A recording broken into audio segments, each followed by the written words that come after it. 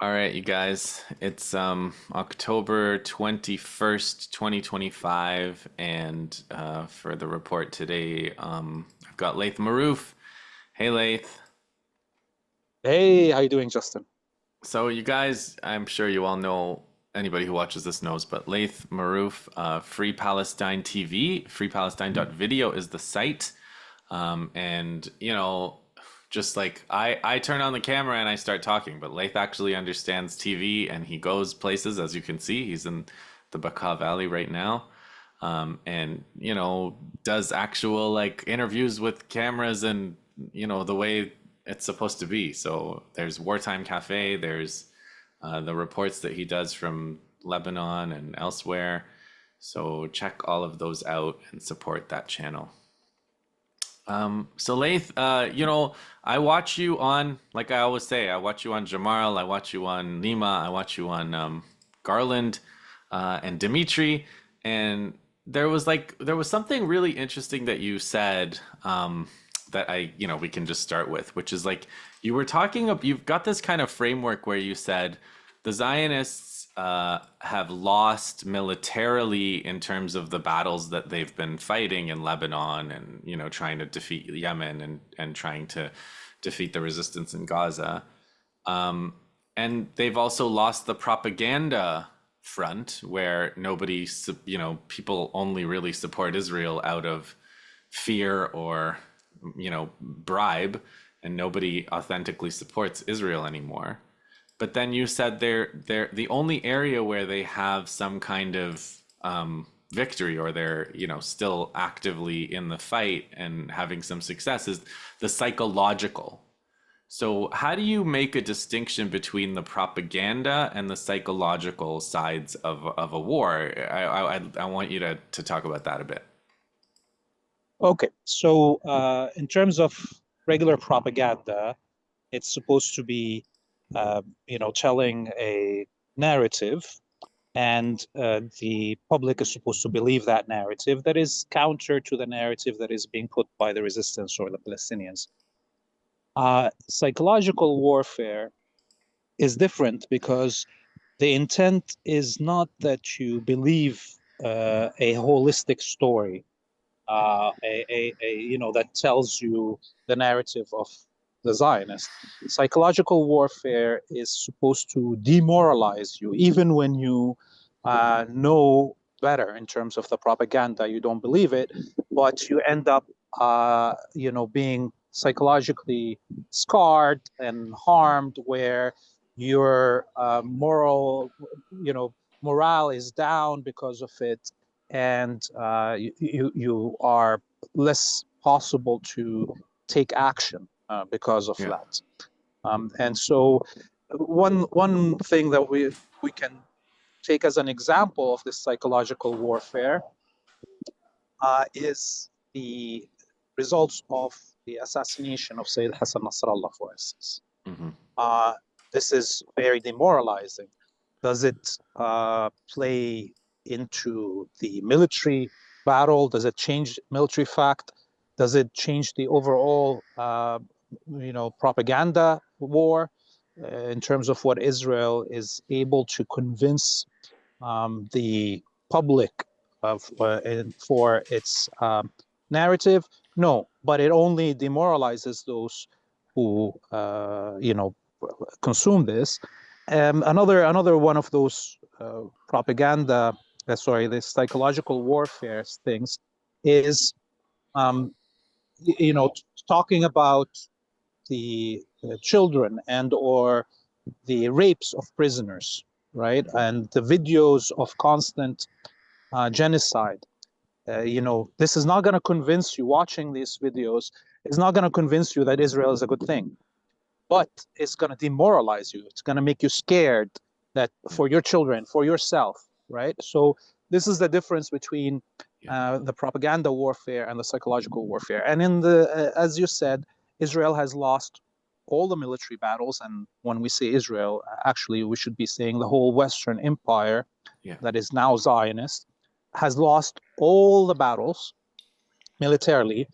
And yes, they have committed genocides and killed a lot of innocents, but they haven't won anything.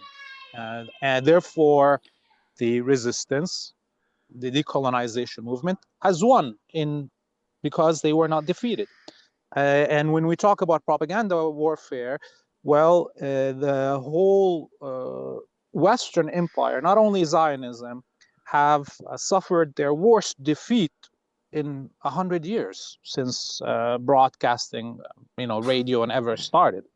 Like, the combined propaganda loss of the West is not only about Zionism. They've lost everything about democracy, human rights, international law, the exceptionalism of the West, all of those, anything that was accumulated over the last 100 years in the minds of the citizens of the West and the world as a whole has been demolished.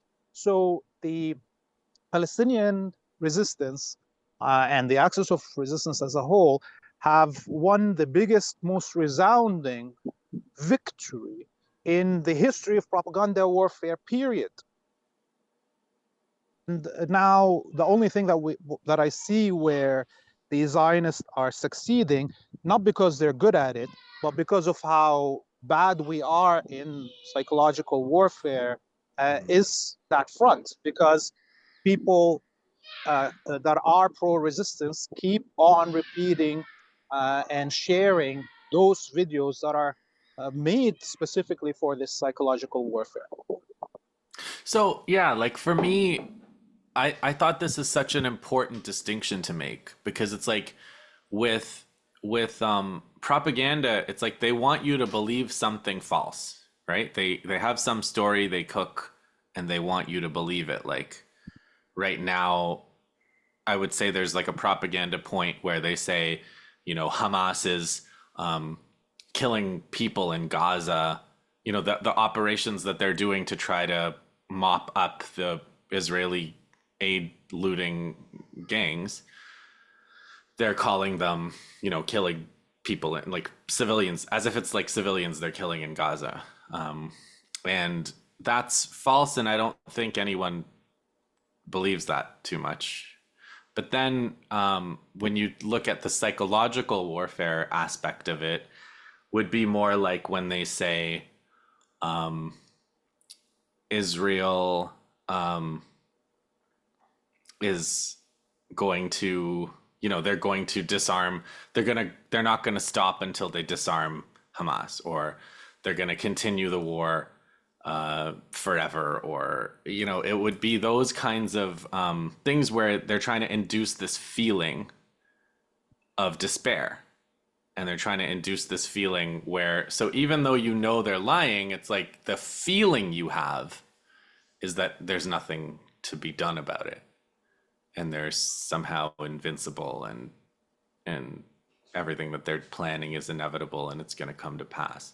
Like when they announce their plans, I think is another one, right? When they announce that they're going to settle Gaza, when they announce they're going to, and then, here's a specific one that I think is going around, not like I would say like the left media, but sort of the right wing anti-Israel people. So like your Candace Owens or your Tucker, all of them have this, what I would call like October 7th truther thing, where they're basically arguing that that October 7th was an inside job, that Israel allowed, that Israel let that happen. And the psychological warfare of that is anything that happens anywhere in the world, Israel ultimately controls. So do you want to address, I want to hear what you think about that 10-7 truther kind of story. Let's go back to where this story began. It began in Zionist Israeli media outlets claiming that there was already an alert given to the Zionist military that October 7th is going to happen, and that the Zionist military withdrew some of its troops on the border on that day and let it happen. And then the second tier of sharing this Zionist propaganda was actually those who call themselves anti-Zionist Jews, the gray zone, the Blumenthals and the Mattes. that are, still enamored with Jewish supremacy, that still have Jewish supremacy in their mind, even when they claim that they are anti-Zionist. They cannot imagine, these anti-Zionist quote unquote Jews, cannot imagine that a Palestinian in an extermination camp like Gaza can come with innovations and be able to breach the wall. They cannot imagine that, because also they have this innate Jewish supremacy in their mind. They see Israel as all-seeing, as all-controlling. They cannot imagine in their mind how the Palestinians in Gaza can evade the surveillance of the Zionists and be able to prepare October 7th and achieve, in military sense, the goals of that operation. So once you have Zionist Jewish media starting this, and then it is echoed and repeated by quote unquote anti-Zionist Jews, then, because of the internalized Jewish supremacy in the minds of most of us on this planet, you see Arabs, Palestinians, Muslims, blacks, Latinos, whites, all of them repeating, just because a Blumenthal, who is supposed to be anti-Zionist, confirmed the propaganda of a Zionist. You see, this is where the problem lies with this October 7th truther situation. It is a denial of the capabilities and innovations and high IQ of the Palestinian people in Gaza. Okay, it's basically reaffirming that Palestinians have no say in their future, in their life. That we need the not only Zionists on the ground and the colonists to give us rights. We need Jewish quote unquote anti-Zionists in the West to affirm our rights. Okay, otherwise we're not supposed to be able to take action without either the anti-Zionist Jew blessing it or the Zionist Jew letting it happen. You see, so it's problematic to the core, and definitely it is part of this psychological warfare.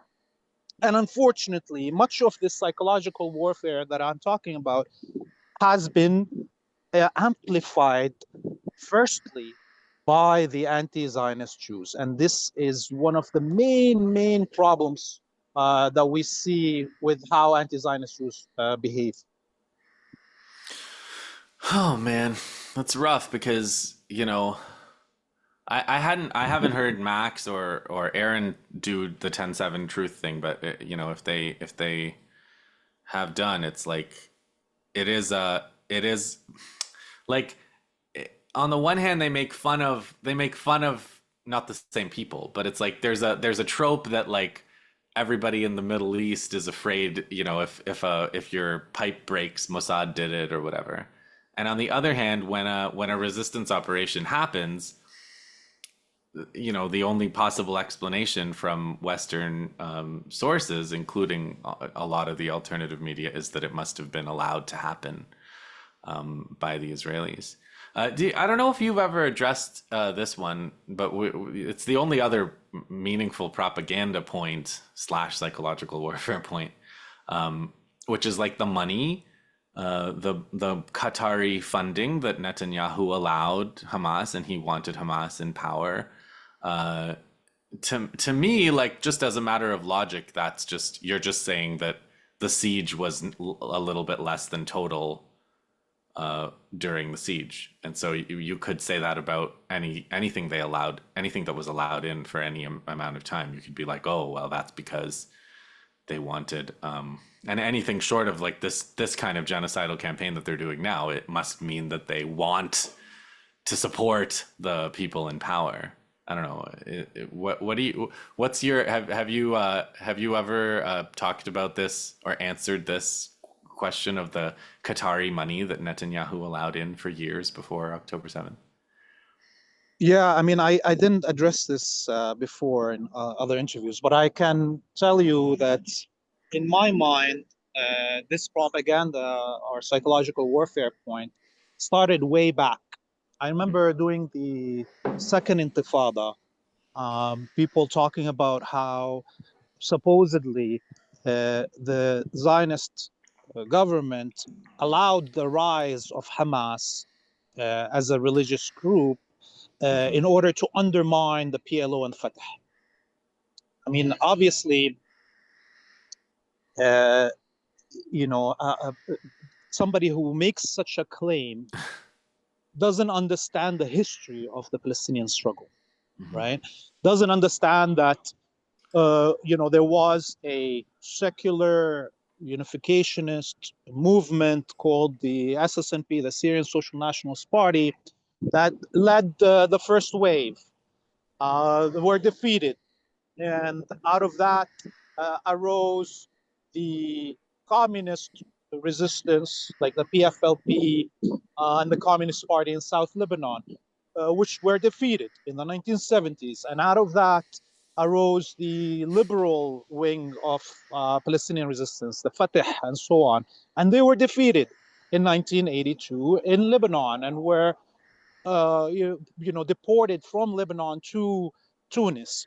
And at that moment, in the background, just a few years before that, was the Islamic Revolution in Iran that came at the end of this, the death of all the other movements and their failures in the region. And at that same moment, 1982 birthed Hezbollah, the Islamic resistance in Lebanon against the occupation. And of course, given this historical telling that I just gave you and the conditions that were arising around Palestine and the distance between the PLO and its factions being in Tunis to the ground in Palestine, of course there was going to be a resistance movement that was going to be birthed on the ground, and of course it's going to take its cues from what was happening around the rise of Islamic liberationist theology and militias around the area, and that is the birth of Hamas and Islamic Jihad. So only if you don't understand this, and only if you're interested in this idea of Jewish all-seeing, all-controlling, that you discard all this history and the conditions that birthed Hamas and Islamic Jihad, and you believe that it was the Israelis that made Hamas and Islamic Jihad exist just to spite the PLO. And from that, once you believe this bull, because the same people, by the way, that tell us that uh, you know, Netanyahu allowed the money of Qatar to go to Hamas are the same ones that tell us that Netanyahu and Sharon are the ones that manufactured Hamas and Islamic Jihad. So now we can talk about the siege of Gaza for a decade and the fact that the Qataris are vassals of the US, and the fact that the money of the Qataris were allowed by the US and the Israelis into Gaza to make sure we don't have the starvation that we see today, Mm-hmm. That's to right. keep the conditions just below the revolt point.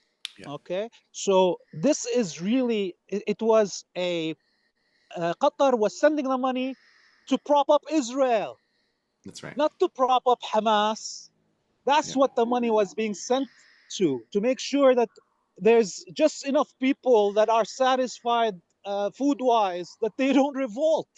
Yeah. So no, definitely Netanyahu didn't order the money for Hamas. He ordered it for to prop himself up. Yeah. So with this background, let's get into the ceasefire because part of propaganda is redefining what words mean, and we've seen the word ceasefire become something unrecognizable, and so like the last report I did was October 11th, so there was a claim that there was going to be a ceasefire, and then in between that and now it's happened. Prisoners were exchanged. Hundreds of prisoners, Palestinian prisoners, were freed from Israeli torture prisons. Thousands of people who were captured by the Israelis just for this purpose, I would say, just for the purpose of, exchanging at some point. But they were, in a couple of them, I've seen reports that the Israelis have rearrested them again. They're still occupying, they're still bombing, they're still demolishing things. They've withdrawn beyond this line, a certain line. What is this? Like it's on the one hand, it's like the Israelis obviously had to withdraw for some presumably military reason. On the other hand, they're keeping up the pressure in terms of starvation and bombing as much as they absolutely can. And there's some kind of theater between the Americans and the Israelis to make us think, I think a propaganda point and possibly psychological warfare, that to make us think that there's this dispute between them. But when you see this ceasefire, what do you think this is? What is this really? Look, this is very similar to what's happening here in Lebanon.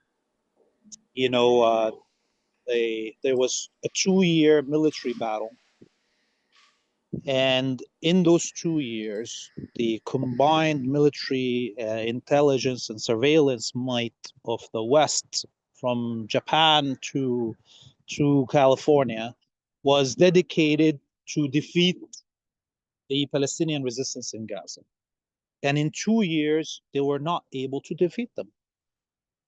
So during this 2 years also, we saw the shift of the Palestinian issue in Western societies from being a foreign affairs issue that people demonstrate wanting their government to change its policies as foreign affairs policies to a domestic issue where people are asking for their rights to free speech, to assembly, to have a job, to profess a faith, right? And so in these 2 years and this shift on the ground in the West, right now, Western societies are at the razor edge. At any moment, this confrontation that is happening in the streets of the United States, of Canada, of the UK, of Germany, of France, could become a revolt, because the insistence of the Western elite to support Zionism at any cost, okay, is making the elite and the governments in the West totally unrepresentative of their populace. And this, part of the propaganda war success of the Palestinians was revealing to the Western populace that they have no rights, that all of their rights were theatrics before. Okay, so this means the social cohesion of Western societies was coming to a breaking point. And therefore, the United States and Western governments had no choice but to, even if it's a fake thing, to call for a ceasefire, to implement a ceasefire. Even if it's not real ceasefire and it's just like Lebanon, Israel bombs every few days, kills a civilian here, destroys a house there. But the ultimate thing is that the building pressure in the Western societies needed a diffusion. And this is why we got the ceasefire. The Israelis would have never been able to defeat the Palestinians. It would have taken them a year and a half, maybe 2 years, to even try to occupy Gaza City. And another 200,000 Palestinians would have been killed in the meanwhile. And there would have been civil wars in Western countries because of that. So now they can claim that there's a ceasefire. They can lower the intensity of death to a point where they hope will mean that the Western populace will be less inclined to revolt. So you think a lot of it was more, you think a lot of it was international pressure as well as pressure on the Israeli military. So you think the international pressure is a big factor. Yes, the international pressure is a big factor, not because those demonstrations were working. It's a big factor because there was individuals that are starting to, uh, take lone wolf actions, Hmm. whether it is the people like Elias Rodriguez in the United States, who basically killed 2 Israeli embassy workers, and or Palestine Action taking those direct action, destroying military factories. Yeah. So militancy was on the rise, and there is no democratic or peaceful way to change the government's Yeah. positions in the West, and therefore that was going to happen. Of course, militarily, when we talk about the battle on the ground, it's clear that Israel suffered huge losses, with it the whole West. The air defense systems of the Hmm. West were exposed as useless in front of Yemeni and Iranian missiles. The Israeli military is overstretched. There Yeah. is tens of thousands that are refusing to serve and or have ran away from the country. The leading generals have either retired or were killed. You have a rise of the fascist, I mean, all Zionists are fascist, but the ultra fascist militias in the West Bank that are the only ones that want to go and serve without being prompted to do in the Zionist military. And therefore, even the special forces of the West that are on the ground, American Navy SEALs, Hmm. Canadian Task Force 4, others that are already on the ground, they've suffered a lot, and nobody knows how much are the losses of these special forces and or the morale in these special forces is. We've heard American pilots, Air Force pilots refusing to actually carry the arms to Israel Hmm. and or conduct those surveillance flights or conduct even bombardment flights, because it's for sure Israel wasn't bombarding the whole region by itself. It doesn't have an air force that is capable of doing such things. So it, it's over stretched militarily, and they have a possibility of an internal revolts in the West. This is what uh, prompted Trump to rush to have this ceasefire. So, um, speaking of Trump and the event in Sharm el Sheikh, this is the last thing that I have been thinking about that I think you can help me help me sort out, because um, I think I've even heard you say this, but it's not something that I have ever really kind of wrapped my head around. The idea that October 7th was a part of the objectives of the resistance in October 7th was to stop a process of normalization with the Arab countries. So normalization, for people who don't know, is like basically the acceptance of Israel as a permanent part of the Middle East, and the struggle in historically since the 1940s was, of one of the Arab nationalist campaigns was against normalization. So like, we can't accept this colony colonizing and stealing land and genociding people. So normalization, there was these Abraham Accords, there was these things that were the people putting their hand on the glowing orb. There's all these things happening that for normalization. And the idea that I've heard is that the resistance, wanted to stop that process. Now, when you look at Sharm el Sheikh, and all of those Arab leaders going there and kissing the ring, as you've the phrase you've often used to describe it, um, like normalization seems to just be going like with the people that are normalizing have never stopped normalizing, and the resistance groups that are not normalizing have never started normalizing. Like it's Iran was never normalizing and they're not normalizing today. Yemen was never normalizing and they're not normalizing today. Saudi was always normalizing and they're normalizing today. So in what way did this um, stop or preempt or even have as an objective the stopping of normalization in your view?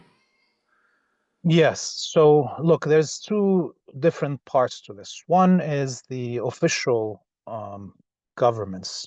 Okay. So obviously, since before, World War One, much of these governments that you mentioned have already been vassals. Emirates, Qatar, Bahrain, all of these countries didn't exist before 1970 something. Okay, that were occupied colonies of the UK. Saudi Kingdom didn't exist before World War One as we know it today, and similarly Hashemites and so forth. So these are all vassals of the West that have always collaborated and plotted against the resistance in the whole region, not only in Palestine, any movements for unification, decolonization in the region. Their main enemies have always been these vassal states. So, what when we talk about normalization, we're talking about what the people of the region and all the world would have gone through. Just remember, just before that, people were saying Palestinians are not resisting. That it's the battle around the region is a sectarian battle. They have convinced the vast majority of Arabic and Muslim peoples that the Shia are bad. There was all this sectarianism that was coming. And in this moment of total fragmentation and distraction of the populations in the Arabic world and the Muslim world with their own woes and the Arab autumn and all of these things, this is where it was the most dangerous moment for the Palestinian struggle in the 100 years. And October 7th came.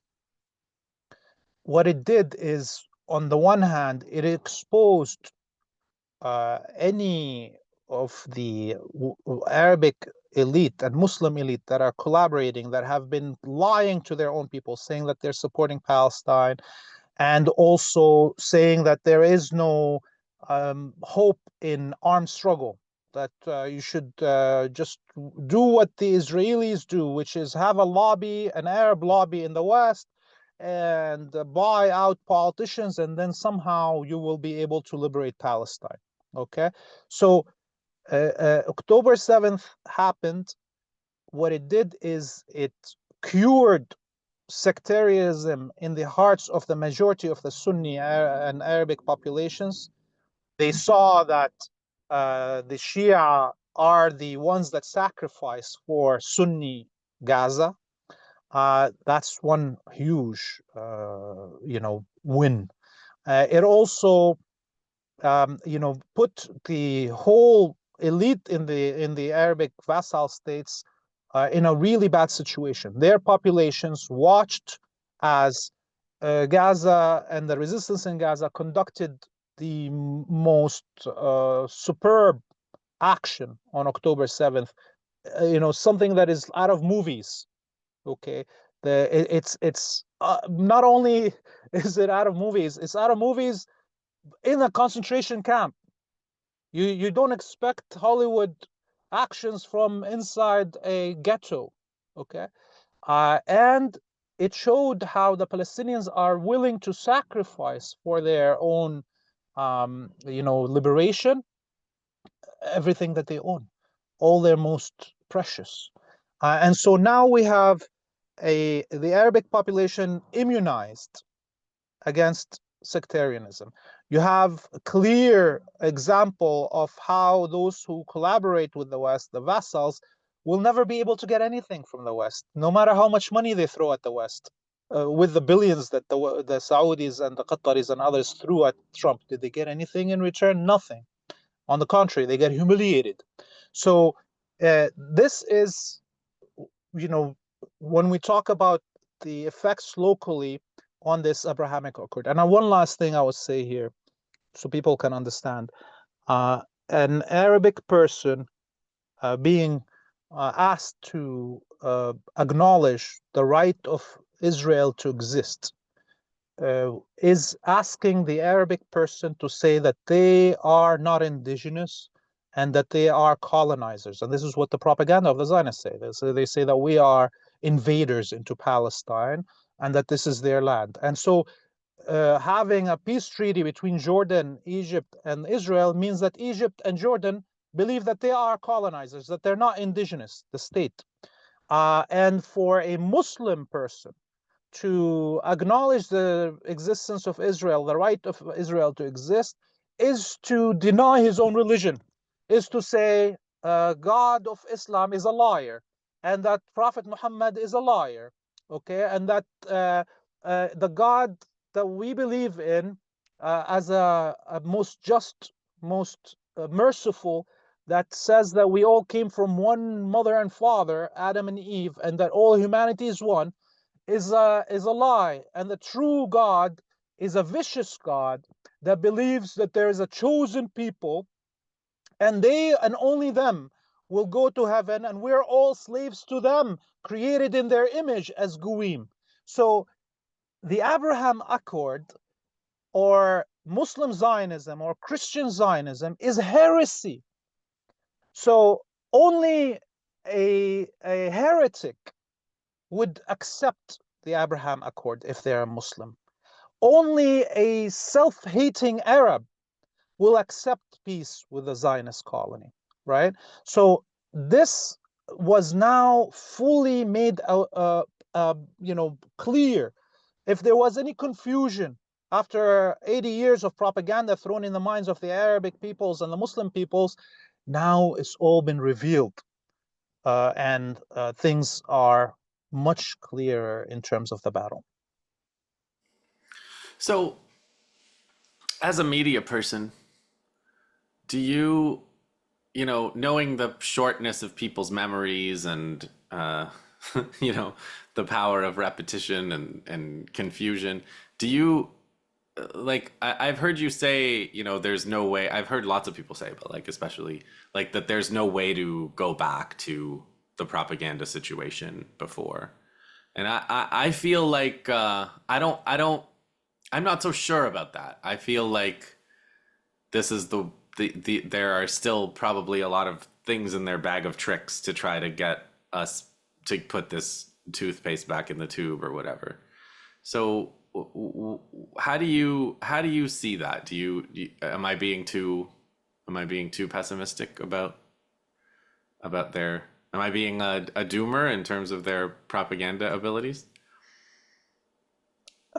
Look, there's of course the Zionists still control the vast majority of media in the West. And if we extend that word Zionist to Qataris and Saudis and Emiratis and vast majority of the media in the world. Now, having said that, it's clear that they cannot repeat the same propaganda that they had used for 80 years, and the people that have awakened in the world will suddenly believe it again. Okay, so any of the old propaganda ploys are now burnt. And I think because of the Zionist, and with them Al Jazeera, playing that psychological warfare of broadcasting nonstop Holocaust for 2 years in hopes that this psychological warfare will demoralize the resistance inside Gaza and or in the region because of the enormity of the death. In fact, this is one of the only points that they may have backfired on them as a psychological warfare, because there is nobody on this planet who has a phone that is from 12 years old to 60, 80 years old that hasn't now been saturated with the images of genocide committed at the hands of the West and its Zionist colony. So there's no way to kind of flush out this awareness and this accumulated images in people's heads. Okay, so what are they going to do? Of course, they're going to keep on repeating propaganda. We see them right now. They're still doing the same thing about calling somebody anti-Semitic or whatever it is whenever they criticize the Zionist colony. So it's not that the Zionist media empires around the world will suddenly stop what they were doing. They're actually even more determined to repeat in their echo chamber the points that they've repeated for 80 years. But it's a failed strategy. And the vast majority of humans right now have escaped the hold of mass media. There's very little people that switch to watch the news on their cable. People are consuming the news from social media, and with all the algorithmic and banning and all of these controls that are there, is still penetrating because of how many people are retweeting or reposting these things, that it's impossible for the algorithm to ban it all. So what I'm trying to say here is that although they're not fully defeated as propaganda machines, they are not going to be able to repeat the same tricks. They are going to have to discover new things, make up new things.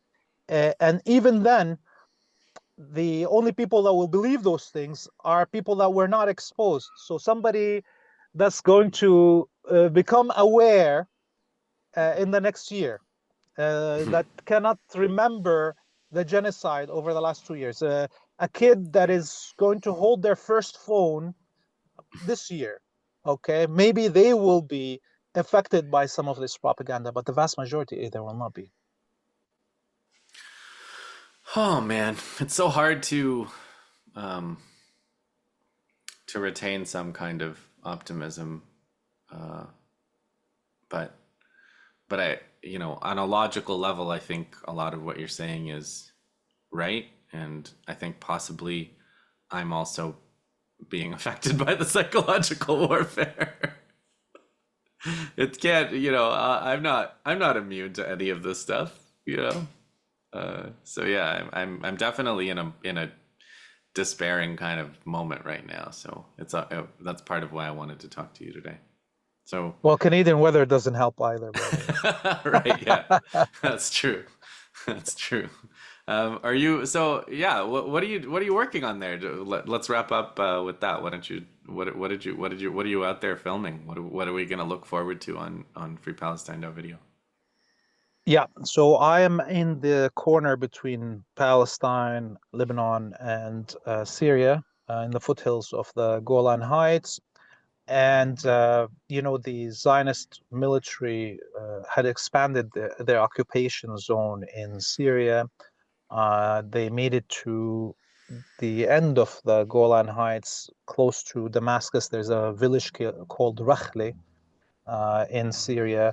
The land that Rakhle is in comes in like a peninsula into Lebanese territory over the Qalamon Mountains here, and it overlooks the main highway between Beirut and Damascus.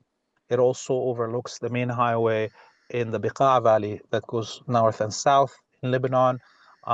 Therefore, it's a very dangerous situation where the Zionists, if there is a military land invasion of Lebanon, may be able to just descend from Rakhle and cut the whole country in half without having to confront Hezbollah in the south of Lebanon, where they were defeated resoundingly when they tried during the 2023-24 war. So this is what I wanted to do. I wanted to visit and the villages surrounding this Syrian kind of peninsula where Rakhla is, the Lebanese villages on all the sides of this, and give a view to our audience to see with their own eye what the occupation of Rakhla inside Syria by the Zionists mean.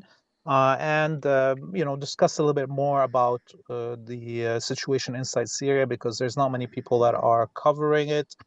And unfortunately, although I'm Syrian, I'm not going to cross the border because I will be disappeared most probably. And so I at this point, I can't go into Syria and I can't go into Palestine. My both sides of my yeah. So for God. the first time, since the fall of Syria, I totally feel homeless. Yeah. But yeah, so people, hopefully the report will be out in a few days. People can watch it on our different social media platforms. You can find us on our website, freepalestine.video, if you'd like to donate also. Thank you, sir. Thank you, Justin. And take care in this the gloomy weather of Canada. Don't let it get to you. Okay, all right.